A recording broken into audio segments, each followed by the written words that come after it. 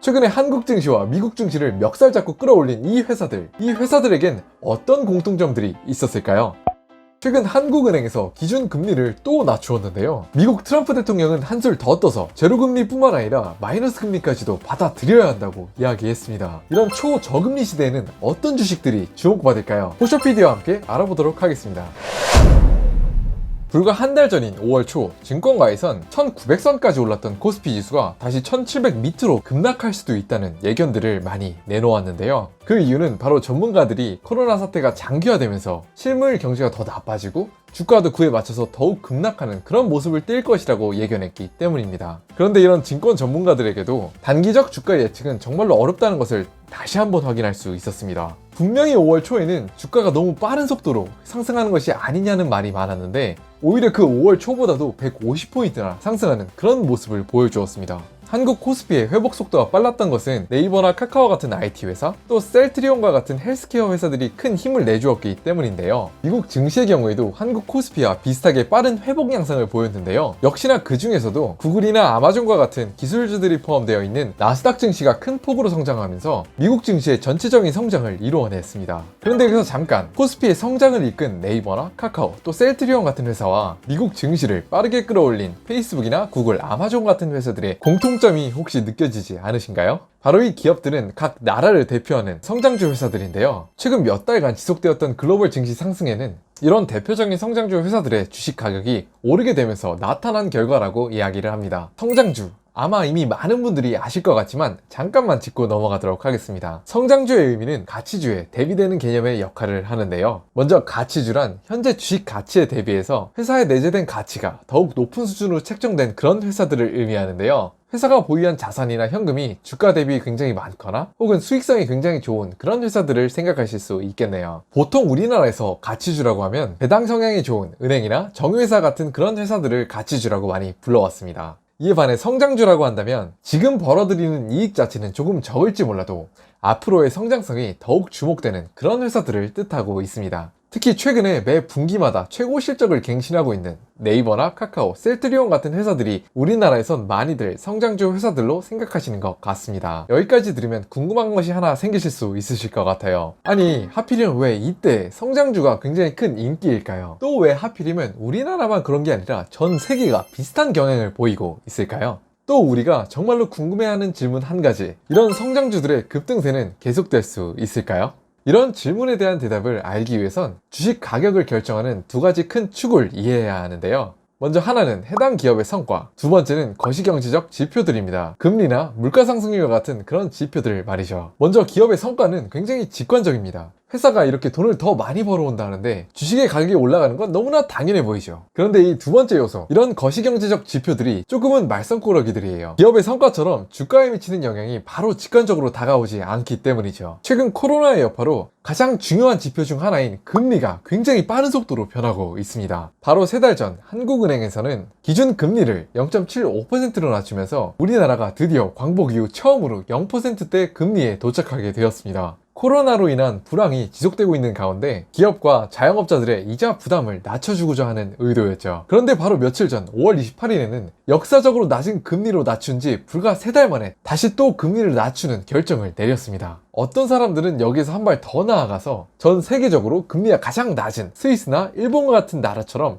마이너스 금리 시대에 우리나라가 접어드는 것이 아니냐, 그런 예측들을 내놓고도 있습니다. 불과 10몇 년 전만 하더라도 은행의 대출금리가 6%, 7%였던 걸 생각해보면 적어도 금리의 세상에 있어서는 정말 단위 자체가 달라졌다는 것을 아실 수 있으실 것 같습니다. 여기까지만 들으셨으면 이렇게 이야기하실 것 같아요. 아니, 왜 우리 성장주 주식 가격들을 이야기하다가 계속 금리 얘기만 하는 거지? 왜 자꾸 뜻만 들이는 거야? 바로 이 성장주 주식의 가격들과 금리에는 굉장히 밀접한 관계를 가지고 있습니다. 이런 역사적 저금리 시대에는 성장주 주식 가격들이 굉장히 크게 탄력을 받게 됩니다. 그런데 이런 금리 이야기를 꼭 짚고 넘어갔던 이유는 쉽게 예를 들어서 설명드리기 위해 옛날 이야기를 잠깐 할 건데요. 대출 금리가 약 6에서 8% 정도에 이르는 고금리 시대였습니다. 누가 선생님께 와서 이렇게 묻습니다. 당신에게 줘야 할 돈이 100만 원이 있는데 지금 당장 주는 것이 좋을까요? 아니면 1년 후에 주는 것이 좋을까요? 아마 똑똑하신 선생님들께서는 100이면 100, 오늘 받는 100만원이 더 좋다고 이야기하실 겁니다. 오늘의 100만원이 내년의 100만원보다 더욱 선호되는 이유에는 여러가지 요인이 있는데요. 그 중에서도 저희가 가장 빠르게 할 수 있는 것은 기회비용입니다. 저희가 오늘 100만원을 받아서 바로 예금 이자로 넣어 놓는다면 1년 후에는 100만원 플러스 알파의 예금 이자가 붙기 때문이죠. 그러니까 내년에 100만원보다 당연히 더 좋습니다. 예금 이자와 같은 그런 기회비용이 있기 때문에 고금리 시대에는 바로 오늘 당장의 100만원의 가치가 훨씬 더 높은 가치를 가집니다. 예금 이자가 6%, 7% 하면 100만원만 넣어놔도 1년 후에 6만원, 7만원이 더 붙기 때문이죠. 반면에 요즘 같은 저금리 시대에는 100만원을 맡겨놔도 만원, 2만원 정도의 이자밖에 주어지지 않습니다. 바로 그런 금리의 차이 때문에 이런 현상이 발생합니다. 어떤 회사의 장래성이 굉장히 밝아서 성장성이 되게 많이 기대가 되는 그런 회사가 있습니다. 그런 회사는 지금 당장은 돈을 많이 벌어주지는 않지만 5년, 10년 후에는 큰 돈을 가져올 수 있을 것이라고 약속하죠. 예를 들어서 그런 회사가 10년 후에 100억을 벌어온다고 예를 들어보겠습니다. 그런데 예금이자나 대출이자가 모두 높은 고금리 시대에선 그런 100억이 값어치가 별로 없습니다. 예금을 은행에다가 차곡차곡 모아만 놔도 굉장히 높은 예금이자가 주어지기 때문이죠. 실제로 불과 8년 전인 2012년을 예로 들자면 예금 적금이자가 약 6% 정도 되었습니다. 그때에는 예금이자가 워낙 높기 때문에 바로 오늘날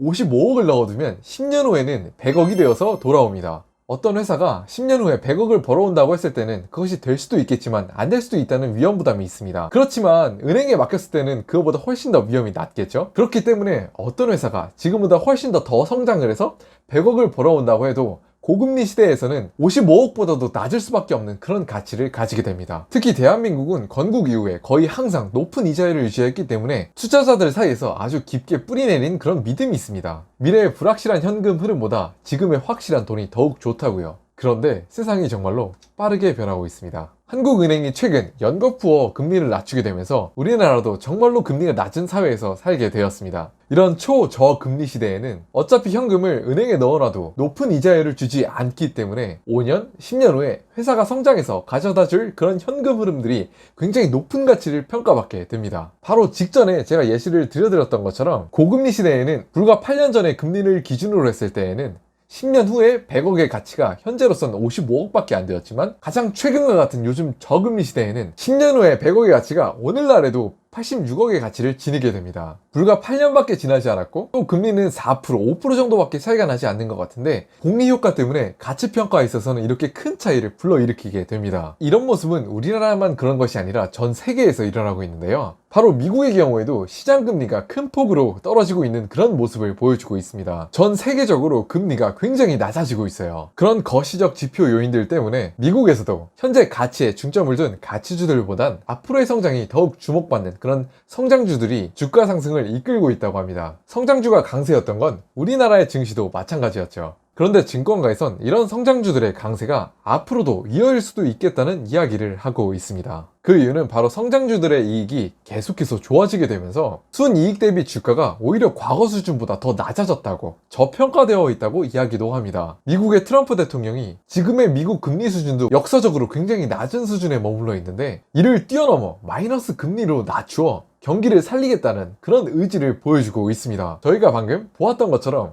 금리가 낮아지는 국면에 있어서는 성장주 주식들의 투자 금액이 더욱 몰리는 경향이 있는데요. 증권가에서는 이렇게 트럼프 대통령이 마이너스 금리를 도입할 가능성이 더욱더 높아지고 있다고 보는 형국이기 때문에 성장주 주식 회사들의 주가에도 더욱 탄력이 붙지 않을까 그렇게 조심스럽게 예측을 하고 있습니다. 또 한 가지 굉장히 재밌는 사실은 한국 주가 시장의 체질이 굉장히 빠르게 변하고 있다는 점인데요. 불과 몇 년 전까지만 해도 한국의 성장주라고 하면 반도체 산업, 즉 삼성전자나 SK 하이닉스를 꼽는 경우가 굉장히 많았습니다. 그런데 가장 최근엔 그런 성장 주도주의 자리를 IT 기업들이나 헬스케어 회사들이 가져가고 있는 모습을 보여주고 있습니다. 그래프로 보시면 바로 이해가 빠르실 것 같은데요. 예전에 한국 증시는 삼성전자가 오르면 오르고 떨어지면 떨어지는 그런 모습을 보여주었는데요. 그런데 가장 최근에는 삼성전자는 오히려 그렇게 크게 오르지는 않았는데 이렇게 새롭게 떠오르는 성장주들이 코스피를 주도하는 모습들을 보여주었습니다. 그렇게 당연하게도 코스피에서 차지하는 이런 성장주들의 시가총액 비중이 계속해서 높아지는 현상을 볼 수 있었습니다. 한 가지 또 짚고 넘어갈 게 있습니다. 최근에 주식시장이 너무나 좋았죠. 어떤 기사에서는 이렇게 표현하기도 했습니다.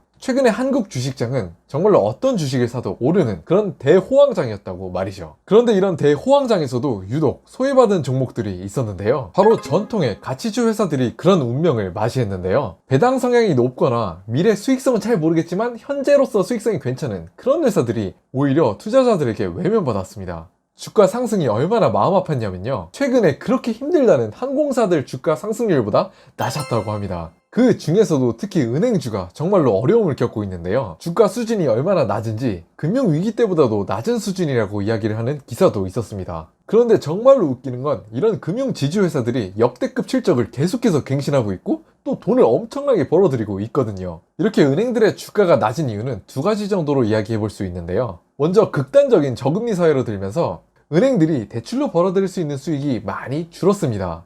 예를 들어서 기준금리가 5%, 6%일 때에는 은행이 거기다가 마진을 2% 정도 얹어서 대출금리를 줘도 저항이 심하지 않았어요. 그런데 지금처럼 기준금리가 1%도 안 되는 상황에선 그렇게 2%씩이나 마진을 붙이게 될 수 없게 된 것이죠. 쉽게 설명하면 100만원짜리 상품에는 5만원을 더 얻는 게 그렇게 어려운 일이 아닐 수 있지만 5만원짜리 상품에는 5만원을 얹어서 10만원을 파는 일이 상대적으로 더욱 어려운 일이 되잖아요. 소비자들도 훨씬 더 비싸다고 여길 거고요. 그런 상황과 유사하다고 생각하시면 될 것 같습니다. 뿐만 아니라 너무나 많은 금융 서비스들이 IT화 되어 가고 있기 때문에 금융 회사들이 가지고 있는 그 많은 점포 수가 정말로 필요한가? 미래에 가져다 줄 수익에 도움을 줄 수 있을까? 하는 그런 의문들이 계속해서 들고 있습니다. 실제로 저희가 요즘 은행 계좌를 개설한다고 하면 다 비대면으로 스마트폰으로 개설할 수 있잖아요. 앞으로는 정말로 오프라인 은행들이 필요할까? 이런 근본적인 금융 서비스에 대한 의문이 제기되고 있는 것 같습니다. 그리고 매 분기 실적을 갱신하고 있는 회사들인데 이렇게 주가가 떨어지는 게 말이 되나? 아, 나도 사고 싶다, 이런 생각이 들었었는데요. 바로 얼마 전 워렌 버핏 형님께서는 가지고 있는 은행 주식 골드만삭스의 지분 84%를 팔아치웠다고 합니다. 제가 지금 은행 주식을 사서 이익을 본다는 말은 우리 버핏 형님은 틀리고 내가 맞아야 그렇게 되는 것이잖아요.